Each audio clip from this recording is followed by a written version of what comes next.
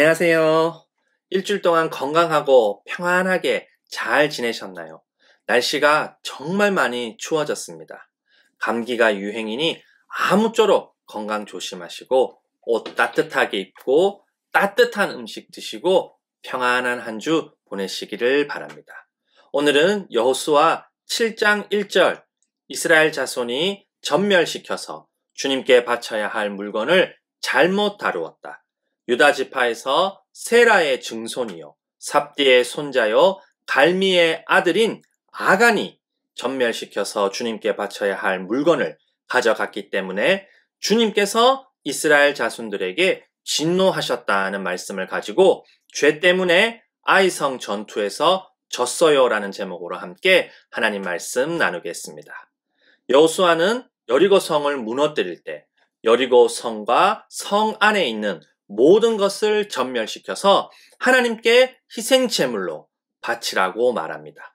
왜냐하면 이 전쟁은 가나안 민족의 죄에 대한 하나님의 심판이기 때문입니다.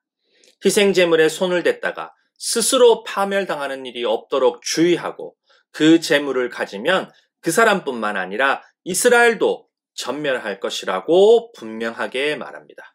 그리고 은, 금, 놋이나 철로 만든 그릇은 하나님께 바치라고 합니다.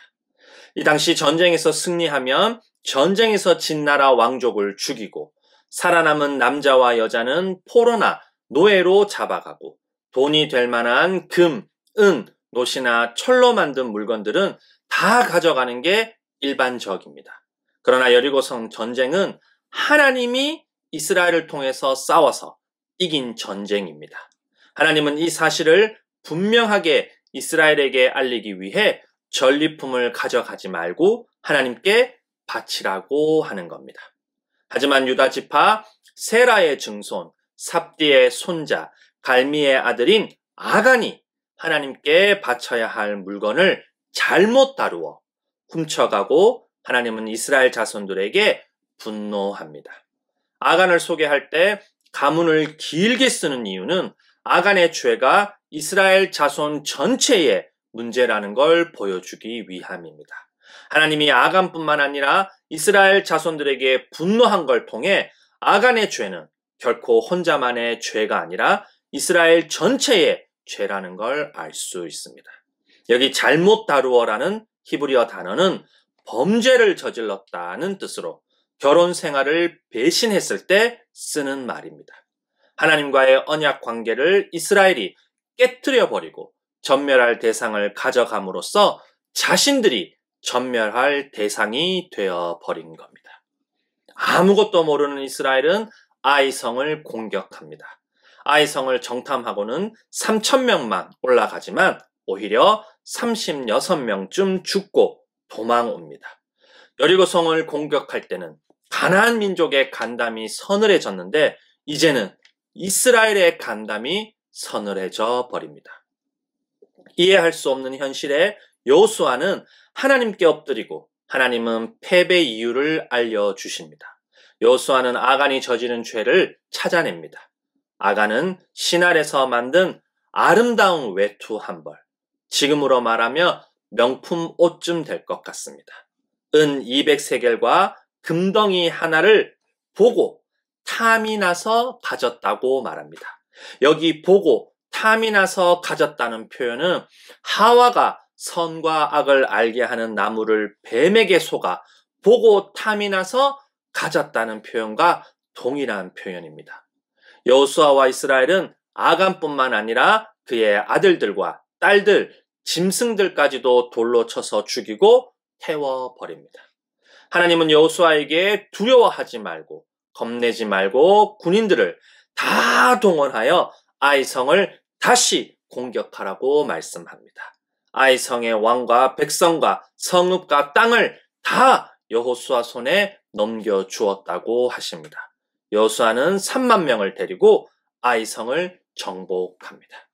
사랑하는 성도님, 한 사람의 죄는 결코 한 사람의 죄로 끝나지 않습니다. 누군가를 살해하거나 성적인 범죄를 저지른다고 생각해 보십시오. 피해를 입은 그 사람뿐만 아니라 가족, 가문, 친구, 지인 등 많은 사람에게 영향을 끼칩니다. 가해를 입힌 사람도 마찬가지입니다. 누군가에게 사기를 치고 도둑질한다면 한 사람에게만 영향을 끼치지 않습니다. 건물을 짓고 다리를 지을 때 거짓으로 지어 무너진 경우를 저희는 많이 봅니다. 피해로 돈을 잃고 절망에 빠져 죽기도 합니다.